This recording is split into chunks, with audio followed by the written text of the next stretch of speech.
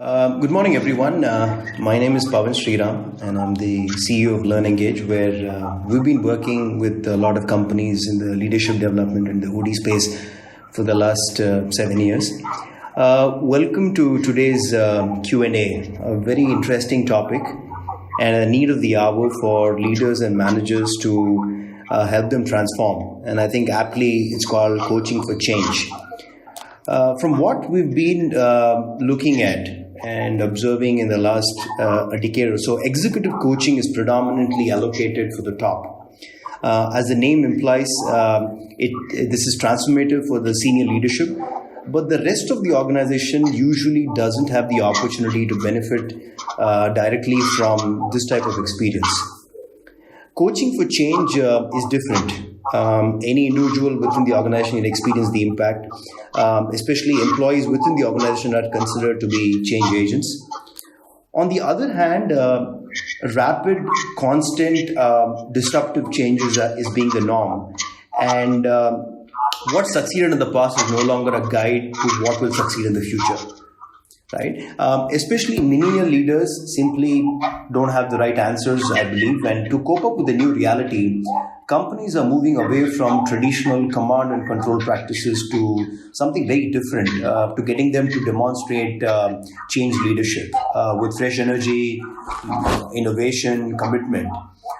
This morning, I'm very happy to discuss some interesting insights from Sunil Deshmukh, a business mentor and a coach with a career spanning 3 decades, from developing business strategies to managing operations to providing board level oversight and governance. He's worked across a range of consumer markets, including Africa, Asia, Middle East, and Singapore and Asian markets. As an executive coach and mentor, he has worked with thousands of CXOs, corporate professionals, and SME owners, sharing tools, ideas, and experiences to help them move forward and grow. Currently, he serves as the director on the board of Squared IoT, an IAI startup. He's also a board member of the Mumbai chapter of the Institute of Management Accountants USA. Previously, Sunil had leadership roles at various organizations, including Wilson Cable Singapore, Sika Logistics Bengaluru, Indo-Jordan Chemicals Jordan, McDonald's Mumbai, Telecom Consulting Group South Africa, and Foster's India. He's also a regular keynote speaker and a distinguished events speaker conducted across educational bodies and think tanks. Thank you so much for taking the time to join me on this Q&A session, Sunil. I'm sure the audience has some interesting takeaways to hear from you as well. Thank you, Sunil. Please go ahead. So, Sunil, and we've been talking about this topic for a long time now, and while we all know that leadership is one of the most critical factors impacting the success or failure of a change management initiative, many such initiatives remain insulated from, I would say, line managers inside the organization. What are some of your views? Yeah, thanks, Pawan, for a nice introduction, and good morning to everybody, and thanks for joining me. So, on change, overall change or change management or change leadership is a topic of a lot of interest and a lot of debate and discussion across the corporate world. Right. And typically, whenever we say the word change or change management, what happens is we believe and we always assume that change has to come from the top. And change is only driven by the leadership.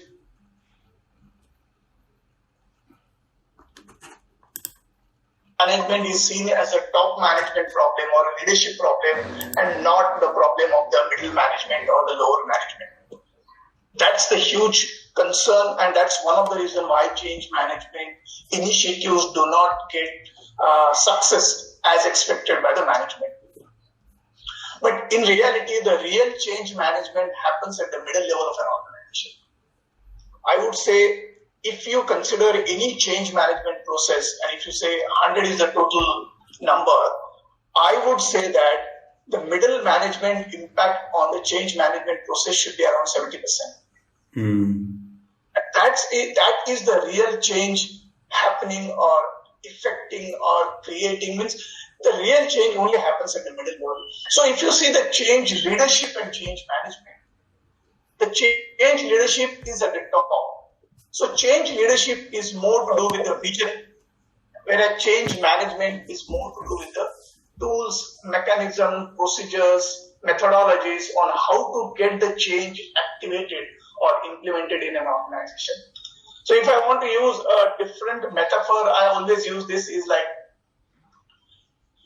change leadership is the technical know-how and change management is the practical do-how, So change leadership is vision, is future, is imaginary, or is more to do with something great or some idea creation and all those things, whereas change management is ensuring that what change leadership is envisaged or they have envisaged, how do we implement that change across the organization level? That is more of a change management, I would say. I always give an analogy of a three-legged stool for a change management initiative. So if you have to activate or create an effective change, if you take a metaphor of a three-legged stool, a stool with the three legs. Now, in any organization, any change management process or any change process has got three legs of a stool or three angles or three pillars. And one of them is obviously the people. People involved in a change management is a huge area of importance. And when I say people, there are so many things, culture and all those things come with the people. So people is one leg of that stool. Second leg, in today's world, we are in Industry 4.0 and all those things is a technology. So most of the change management initiatives, what we are seeing in today's world, they revolve around technology. Most of them are around technology. So one leg is people management, people issues, people involved in change management. Second leg is technology, which are driving or which is going to drive the change process. And third one is the processes and systems involved in this entire change management process. So if these three legs stand together with the same height and same structure, then only your change, then only you can sit on the stool of a change management, and then only your change can be effective. Yes, Pawan. Right. So, I think interesting. Well, people always believe that, these are two synonyms. But I think from the way we look at it, let me move on to asking you, most change leaders or managers, like I would call them, originate from, middle management positions. What are some of the typical characteristics that you think they need to have to drive such change management initiatives? Yeah, see, that's a very interesting question because most of the time, what happens, the change initiative is forced upon in an organization. So typically, I would say that people don't give enough attention towards the characteristics or qualifications required for the middle managers to handle the change management process. So typically what I would say in a change management process, the middle level managers who actively get involved in the change management process, there are some characteristics they should possess, then only the possibility of getting success in your change management is very high. One of them, or I will list of them, but first one of them is curiosity. If a manager who is involved in a change management process does not have a curiosity, there is very less possibility that your change management process will be successful. So curiosity is an essential management trait in any process, but definitely in change management process, it's very, very important. So first I would say curiosity of a person, curiosity of manager, that why we need this change, how it is going to happen, how it's going to help the organization, how it is going to help the people, processes. So that curiosity has to be. Second thing I always give is a perspective. A good manager in a change management process must have perspective. See, perspective gives you an idea what is happening outside, what is happening inside, how it is going to become applicable to all of us. And I give an example of, which is a very famous old management school example of Thomas Bata. Thomas Bata sent two young management graduates from Harvard to Southern Africa, to go and visit the market and come out with a report. How is the market for a Bata shoe manufacturing company? So Thomas Bata sent this story. It's real story to Harvard graduates, Harvard trainees, MBA trainees. So both the trainees goes and they come back and they sit in front of Mr. Thomas Bata and he said, okay, what's your outcome or what's your report? So one trainee says that in Southern Africa, there is no market at all because not a single person, African person in that part of the world wearing the footwear or shoes or chappals, right? So they even don't know what is a footwear market or how to wear. So there's no point in going to that market. Absolutely. They even don't know what is part-time honesty. But he said, okay, the second person comes and he says that my fellow colleague said that's exactly true. No one knows the footwear market, no one knows the shoes and this and that, but that's where there's an opportunity. And that's where we have to create the market, and we have a huge market. How do we convert that opportunity or that risk into a market? So that's perspective. So really, a change manager need to have that perspective. So perspective is another characteristic which is very, very important. Third characteristic which is very important in a change management process or for a change managers is creativity and ideas creation. See, if you see the change management process, it's not simple and straightforward. It's not like that you touch the button and you get output which is a change, right? It's not. It involves a lot of iteration. It involves a lot of trial and error. It involves a lot of restrictions. It involves a lot of resistance. Now, during all this process, a change manager must have a creativity, and he should have newer and newer ideas as to how to get involved and how to go forward in this change management process. So I would say ideas and creativity. Idea creation is a new concept coming on the horizon, but I would use more on a creativity side. Another area which is I personally always recommend in a change management process is obviously the emotional intelligence and psychological capital.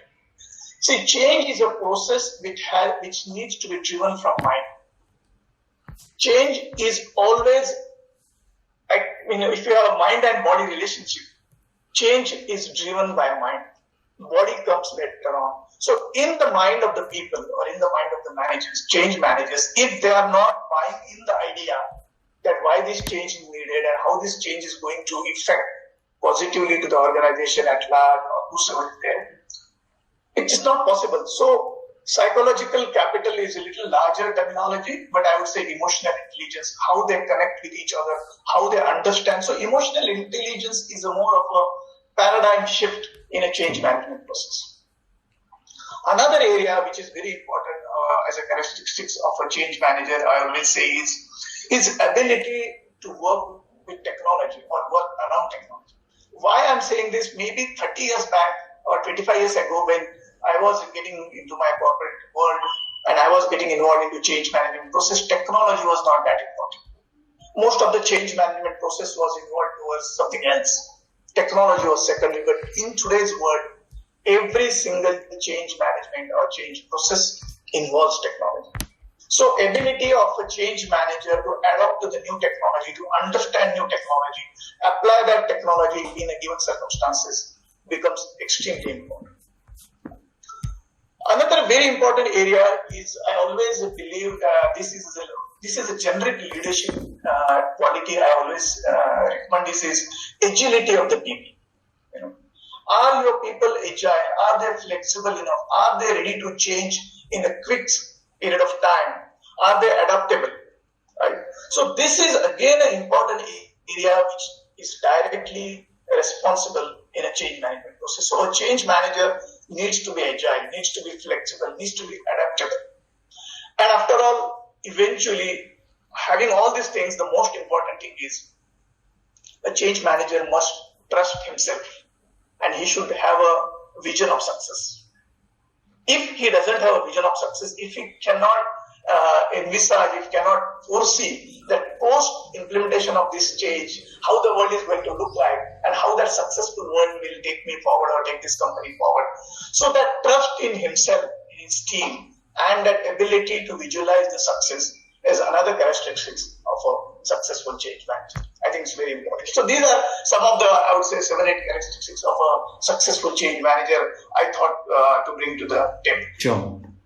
So that takes me into kind of being curious about, how does a change coach, somebody like you, then work with the management to, bring in that intended change? How do they go about this?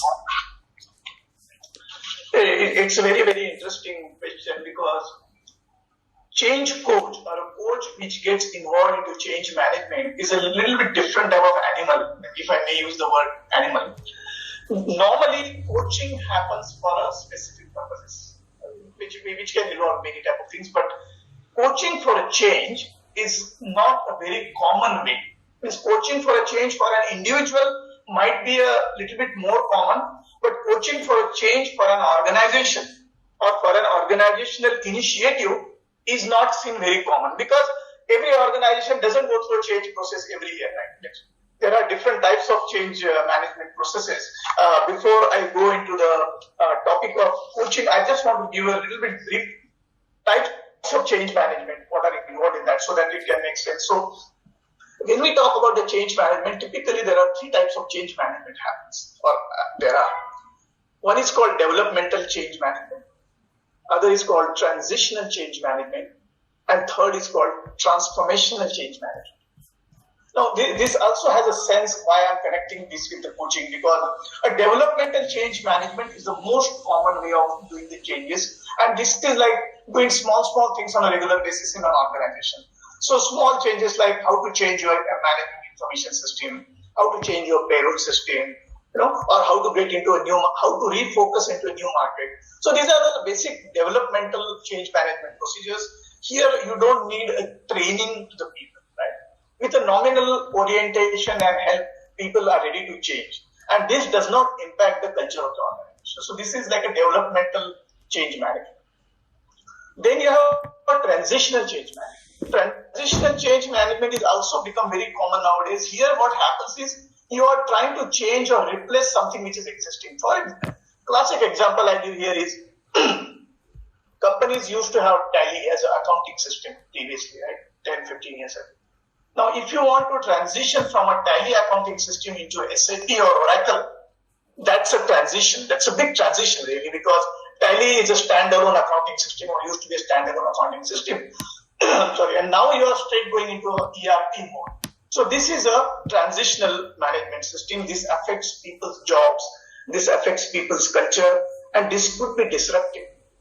See, now the disruption part of change management is coming in here. In a developmental change management, there was no disruption. Whereas in a transitional change management, there is a disruption, or there is likely to be disruption in some part of the organization. So this needs training. So what I am saying when I say training means I am bringing you slowly towards coaching also, right? Okay, there's a difference between training and coaching, but what I'm saying is you need help, you need support, you need someone to partner with you. So that's transitional change management. And this largely impacts the culture of the organization. The third type of change management, which is transformational change management, which is the most, we can say the white elephant we use in the terminology of the management, that this is the most difficult part of the change management, where you are changing something completely, a 360-degree change, or you are doing a complete reshaping of your business, or you are completely getting out of one business and bringing in another business. For example, classic example is, I like this example really very much. When Bajaj Auto was called a scooter company, now Bajaj Auto is not called a scooter company, it's called a motorcycle company. Sure. Now that is a transformational change, right?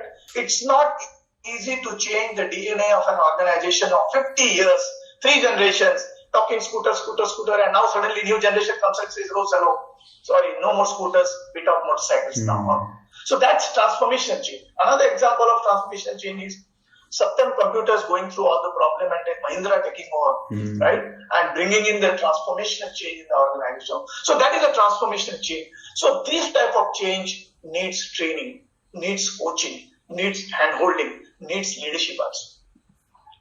Huge impact on culture of the organization. And this is typically seen in mergers, acquisition, and all those type of scenarios.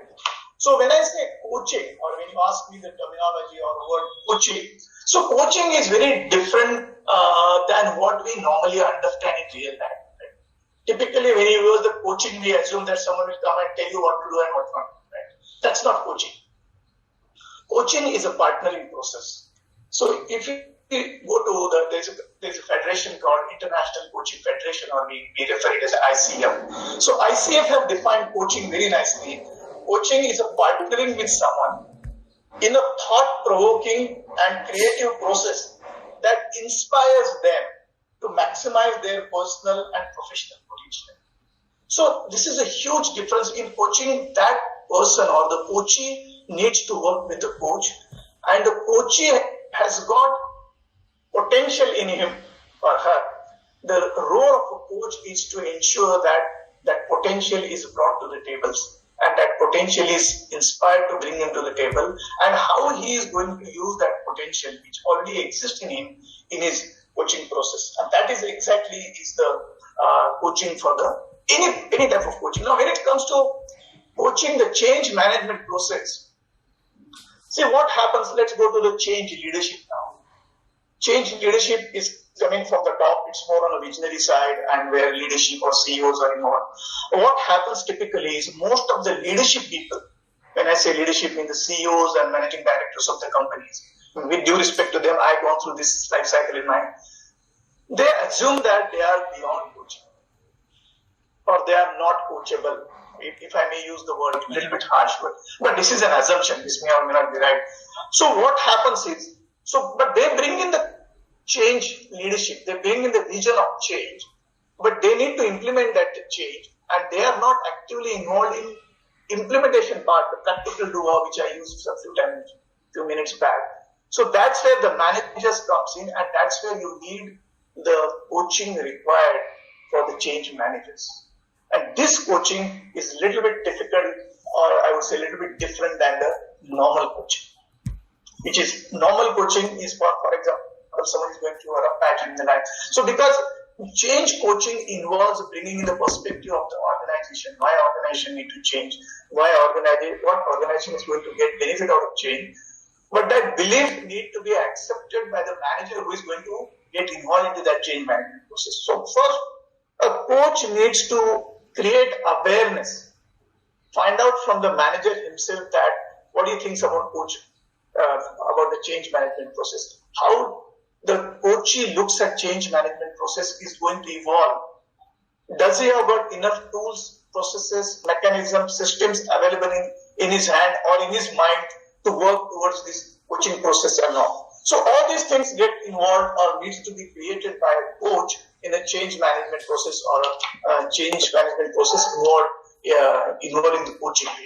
So it's a little bit complicated. I always believe it's not that simple as we thought of, because one is there are very few coaches who get actively involved in coaching for the change in an organization. That's number one part. Second part, the organizational management needs to understand that a change management process also needs to have a coaching for the people. Typically, management or organizations give coaching to their managers or to their leaders for different aspects, for improving their internal performance, for their individual performance. Someone is not good in, say, for example, communication, or someone is not good in new market development. So they give coaching for those type of issues. But coaching for change management is a different cup of tea. So that's why it's a little bit complicated. It's a little bit time consuming, and it involves a lot of things, because it involves like envisioning the ideas, right? Ideas of self, like who you wish to be and what you want to do in your work and life. Right. That's another aspect of so there is what I'm trying to tell you is this. There is an intentional change theory. This is the psychology. I'm again checking towards psychology. I'm really sorry, but in psychology there is a concept called intentional change theory. There is a nice article on intentional change theory, or you can see this. But intentional change theory involves envisioning the ideal self. What do you think yourself? Who you wish to be and what you want to do in your work and life. Explore the real self. Develop learning agenda and experimenting and practicing. So this is intentional change theory, and good coaches help people through this process. Right. So people have to realize themselves what they want to do, how they want. It's a little bit philosophical. It's not that as simple as one can think of. Right. But of course, basic coaching involves a lot of listening activity, exploring person's vision, assisting someone to make the change. So it's a slow process. Coaching for change management is a slow process. But there is again a difference between coaching an individual for change management process and coaching an organization for a change management process. Right. There's a huge difference in that. Right. So you did point out, and I'm going to take a cue from that, where you said that organizational change management is a complex but a broad term. But I do believe that organizations that adopt a strong coaching culture, I think it involves buying at all levels, and they're obviously more likely to be high-performing organizations. How do you make employees co-creators of change along with the leaders that you coach anyway? How does that happen? So again, this comes to leadership, to be frank. Right. How does the leader project themselves in an organization as far as change is concerned, right? And how they ensure that the change there is a buy-in for the change process in an organization, right? That's very important. If there is no buy-in, nothing is going to happen to it. So typically, in any change management process, what we do that first thing is there is a resistance for change. An organization need to understand what is this resistance for change and why there is a resistance for change. So there are 12 reasons of resistance for change in any change management process, which I will just explain you in a brief manner. See, one is a misunderstanding about the change. Right? Most of the people think why company is going to change. So there is no clear-cut communication about the change management process. So there is misunderstanding. Second is very important is fear of unknown, right? Most of the people don't know after this change what happens. So fear of unknown.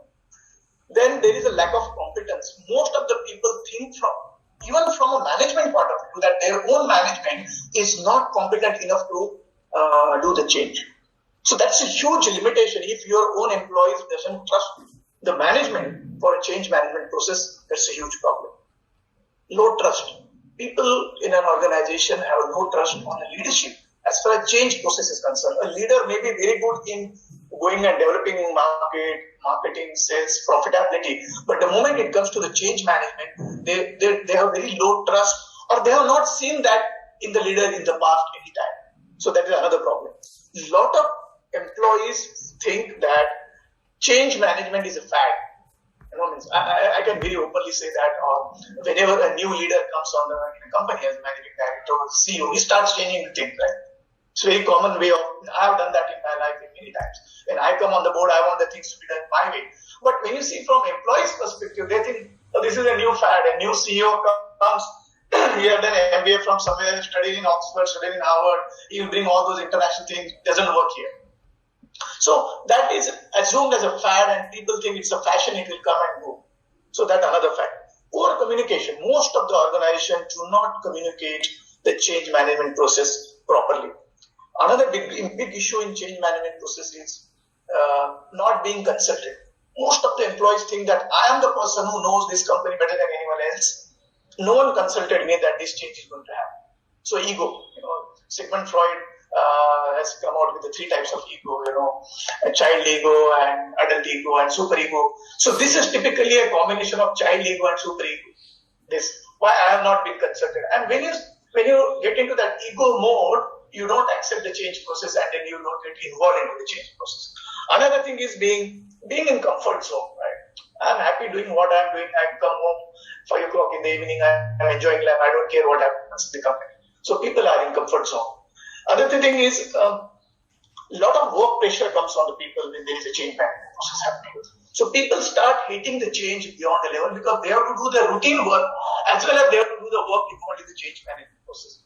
So people start hating and slowly stop getting involved into the change management. Another very simple and very common way is people enjoy the status quo. Right? We don't want to change the life. Yeah. We enjoy the life the way it is. Right? Even sometimes you psychologically you may buy in the change management or change initiative, but your body don't accept that. So change in body and change in mind, these are 2 different things that also stop you. And most important thing, eventually at the end of the day, if this single employee wants to know, if this change happened, what's good for me? How much extra bucks or money I am going to get? So these are the things, what happens, these are the things, if they are not handled properly, no management, no leadership can effectively handle change. I can tell you many examples of change management, and I thought I should use some of the examples in my real life. which will make a lot of sense to people at large or even people who will listen to this later on. So I used to work for McDonald's. McDonald's is the world's number one food company, burger company, and all those things. And at some point of time, so I was the finance director, CFO for their not India operation, South India and Western India, because there are two joint ranges. So Mumbai is different and Delhi are different. So I was heading Mumbai as a finance director of the CFO. So we, at some point of time, we were assuming that our sales are not going, competition is increasing. So how do we go and increase the sales substantially? That was the. So we came out with the solution that the simple way to do that is start home delivery of food at the doorstep. Now this I am talking in the year 2003, 2002, 2004, 2005, right? That time Domino's Pizza was the only one company who was doing home delivery. There were no existence of Swiggy and whatever food delivery companies are there today. We see that whosoever other food company will deliver the food. So we came out with a change management initiative of home delivery. And you can imagine, I will tell you, worldwide in McDonald's history, in the manuals and books of McDonald's, it is written that we will never do a home delivery. So I have to go to US all the way to the headquarters to convince to the management of the McDonald's USA that your market is different, our market is different. We must get into the home delivery business, otherwise we are out of business within 3 years. And you can imagine how much difficult, what I'm trying to say, this is a US change management. This is like a US mentoring. I'm telling my headquarters that we should get into a home delivery business, otherwise we are out of business. And they said, who are you? Bloody, we are operating in 130 countries and you are one of them. And you are 0.001% of our business and you come and tell us what to do. Sorry, go ahead and go back. But eventually we did that. Right? So that change management, it was a reverse way of convincing. So what has happened is the managers and employees and we within India operations, we were fully convinced of that change, but our top management was not convinced of the change. So that's a different part of the change. Very difficult. Another example I can give you is a very interesting example, and I was told, so I used to work for this company called Foster's Beer. I don't know if you heard the name Foster's Beer. Yeah. Foster's used to be an Australian beer company, and so I was there. I was literally the second employee in the company. Okay. So this Australian beer company came to India somewhere in 1996-97, and we launched the beer, the Australian beer. Can you imagine? We launched the beer. If I recollect the date correctly, on 8th of July 1998 or 97, if I'm. So in Mumbai, heavy rains of Mumbai, we are launching a product called beer, that to mind beer. And beer is supposed to be launched in summer season, or beer is a product to be consumed in a hot summer season. So we did this. So this was a complete change. Second thing, entirely different than the industry, what we did in this company is, we recruited women employees to sell the beer. Okay. Now, this was the first time in the history of Indian liquor, or even for that matter, Coca-Cola or Pepsi, that women are employed to sell the product like a beer or a liquor. It was a huge resistance. Means, I will tell you, there was a resistance even from a person like me. No, this is not correct. Selling a beer by a lady? No. We know what type of people buy the beer or what type of shops sell the beer. I can't have the women selling the beer. But that was a mind-boggling example of change management. And eventually we did, and we became the number one beer brand in Maharashtra within the first year of operation. Wow. So these are some small change management processes we did, and of course there was a lot of resistance initially on that, but we eventually got successful into that. And another classic example of change management is, I don't know when you know this or not, 31st December 2000, there was a concept called Y2K. I don't know, you might be too young to know that, but 20. All the computers were supposed to stop functioning because the date in a computer was set in such a fashion that 31st December 2000 was the last date and almost. Yeah. So there was a concept of Y2K. Why I'm giving this example of change management is this change management applied worldwide. It is called forced change management. You have no other option but to change. Now, every single company who had even one computer, and I can remember that date because very well, because 31st December 2000 was the marriage of my sister. And on 31st December 2000, midnight 12 o'clock, I was sitting in my server room in Foster's company and not attending the marriage ceremony in the office. It was that important because your entire business would have gone fud or gone into a problem because your computers are not working. But so that is a forced change management process. There is a huge impact. Another classic example of change management is Government of India getting into computerization of land records or even records of tax returns, GST, even birth and death data, marriage certificate. Now, everything is computerized in India, right? But imagine the time when they decided to change from a manual process into a computerized process. It was a huge change. Even government employees and ministers, everyone has resistance on that. But eventually they did it. Today we see the marriage certificate or birth certificate on a computerized paper. It comes within 5 minutes. You can log in and see. But you don't know how much efforts have gone in that change management process. So overall change management process is a very difficult process. I always say it's a three-way process. I already defined the example of three-legged stool, technology, process, and people. All these three need to work together, and then only it can happen successfully. Otherwise, it's very difficult to happen. Yeah. No, I think some great examples, Sunil. And when you talk about forced change management, I'm obviously keen to ask you this question about this whole new world that we're getting into, or already got into, I would say, in 2020. How do you see leaders adapting to this change and shaking their organizations up to get ready and move to the next phase of change? Yeah, this is a fantastic question, and every single human being on the earth today is trying to find the answer for this. I'm also trying to find the answer, but with some knowledge or some experience or whatever, I have reflected upon this in past also, because this question was asked to me by someone else in previous webinar also. So I see I classify this question into 2 to 3 stages, I would say. So first stage I say is, as of today, when we are in lockdown, what are we going to do? That's first problem. So we are forced upon this. We are forced in a lockdown. We are all working from home. I'm giving this webinar from my home. You are managing from your home. So we have already sort of managed the issue temporarily, right? So I call this as shelter-in-place phenomenon or shelter-in-place phase, right? Current scenario. I think we will not get too much into this because this is a temporary. We have already sort of adopted to this.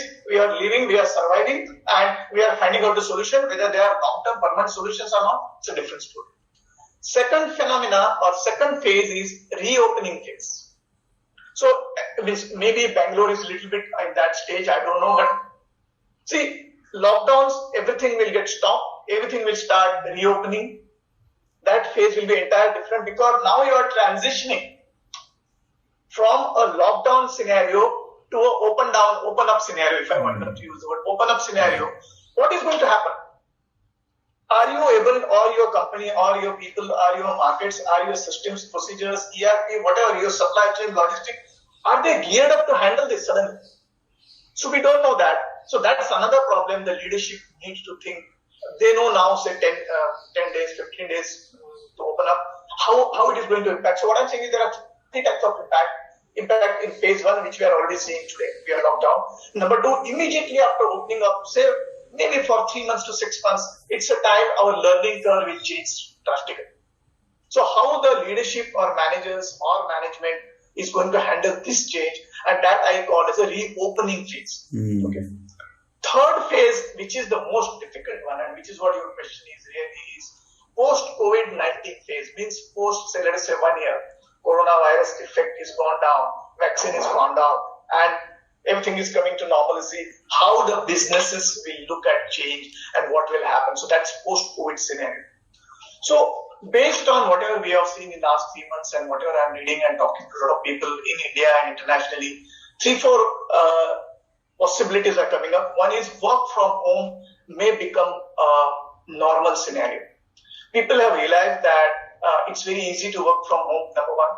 There is a huge cost saving happening in that. So this is again a forced scenario, because if you open up, suddenly paying huge rental, to your offices, to your warehouses, and to your people, and to your conference rooms and all those things. You can save that cost. So let the people work from home. Technology is helping all of us to work from home without any hindrance. I must thank the technology. I always thought when lockdown was declared, the network in India, our connectivity, our Wi-Fi will not work. That was my assumption. Nothing happened, right? Yeah. Even I was thinking our telephones may stop working because everyone will be on phone all the time. They are working. Means I had not a single interruption in my Wi-Fi in last 3 months. So that's great. So what I'm trying to say, the companies are learning that they are changing very fast. So work from home is going to be a new normal. Technology companies, Google and a lot of companies have already announced that next 1 year don't come to office, work from home. So that is going to be a new normal. I would say that is sort of accepted by world at large. Second area is virtual onboarding. This is your favorite topic, but that is going to happen. Right? Virtual onboarding is going to happen, and a lot of jobs means I am talking to some people in Australia, and they are already talking to me about virtual internships. Yeah, true. I'm already in discussion with them. So instead of going and doing an internship on a company, on a shop floor, on marketing department, all those things, it's online. 3 weeks, 3 months. So virtual internship, virtual onboarding is going to happen. Of course, depends on what type of business. It may vary depending on that. Another very important area will come into the play, and which is all of us need to explore, is remote trust management. Remote management, but I am expanding it to remote trust management. Like we are talking to each other, right, through a webinar. Now, we always believe trust is something which comes when you meet one-on-one, meet in person, shake hands with each other, right, have a coffee with each other. So trust develops like that. Now you are developing trust through a technology platform. How do you develop that trust? But how do you business with that trust? See, we are in a webinar, we are in a different way, but when I want to do a business through a technology platform in a remote management way, how do I develop that trust? How do people follow the ethics? How do people follow the rules of the game, if I may use the word? That's another important area. Most important is infodemic versus endemic. These are the two terminologies I use very often. Infodemic is your having so much information coming to you now, you don't know what information is real, what is fake, what is to be trusted, what is not. And this applies to businesses also, not only in individual life. Another thing is endemic. Pandemic and endemic. Endemic means we may come to a stage that coronavirus may remain here for next 50 years or 100 years. Endemic doesn't mean it ends. Endemic means it remains, and we have to handle that. So if that happens, how the businesses are going to handle that? Particularly businesses where a lot of people, aggregation, like for example, cinema halls, malls, or hospitality businesses, hotels, airlines, how are they going to handle this if it becomes an endemic? So that's another area. Technology is going to drive the business in future. There is no doubt about it. Every single business need to have a technology backbone. Yeah. There is no other option now. I was jokingly saying that in that movie of Charlie Chaplin, he gets the shaving through a machine comes in. You remember that movie? I don't know. Yeah. So we have to eventually go to that stage. Your haircut, your shaving, your everything will be automated. Yeah. Right? I mean, we are literally exposed to that level now. True. Innovation is the key now. Means there is no other option now to. When I say innovation, I'm not talking about the product innovation. I'm talking about the business model innovation. So leaders need to think now, how do I do my business differently in this post-coronavirus scenario? So business model innovation, agility and cultural competence is good. So cultural competence is another area. Now we have to develop a culture of working through technology platforms. And no one knows, okay, we know some culture, right? What's the culture of technology? But how it is going to develop over a period of next 1, 2, 3 years, we don't know. And last, I would say that post-COVID, the leadership impact or the leaders need to think of is social and digital leadership. Of course, digital leadership, technology will, but how the social impact of digital leadership is going to happen and how they work in that. And typically, we will get into a scenario of interdependent leadership as we talk. Fantastic. I think you've just summarized these points so well.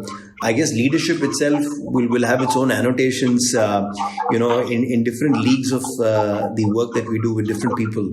And I think change will be constant, like you said. It's going to continue till the time, businesses are going to keep innovating and creating newer things. And change will become a cultural phenomenon, and it has to be driven by leaders who are successful, both bottoms up and tops down. So thank you, Sunil. I think fantastic Q&A today. Really interesting insights into a subject that you so passionately you spoke about. Thank you, everybody, for joining us today. Someone here in the LinkedIn group sent me a message talking about leaders need to have a lot of situational awareness.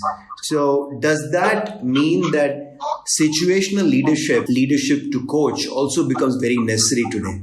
Yes, very true. Means situational leadership and situational coaching, I would say both are going to become very important, because what is happening is, see, the biggest issue is, again, we say that learn, unlearn and relearn, right? So technically, whatever you have learned in the past, either in coaching or in leadership, may not remain fully applicable in future. I should not say this, but I am coming to a belief that the management degree, MBA degree, going to Harvard, going to Oxford or going to Stanford, I am seeing that their future is bleak to big institute. But what I'm saying, in general, the program of management, graduate, MBA, Master of Business Administration, because now everything is online, right?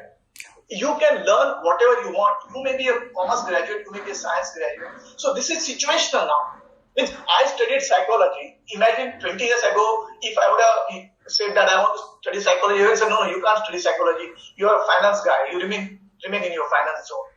I studied psychology. I'm practicing psychology. I'm coaching. So what I'm saying is the world is open now. So this is a change situation. So leaders need to change, but coaches also need to change. This is what ICF taught you 5 years back, 3 years back, or even last year back. Right. But it is evolving now. Sunil, and I think it's been a fantastic session. Thanks again for your time. We'll love to keep in touch with you again. Okay. Thank you, Sunil. Thank you. Have a good day. Have a good day, everyone. Thank you so much for joining.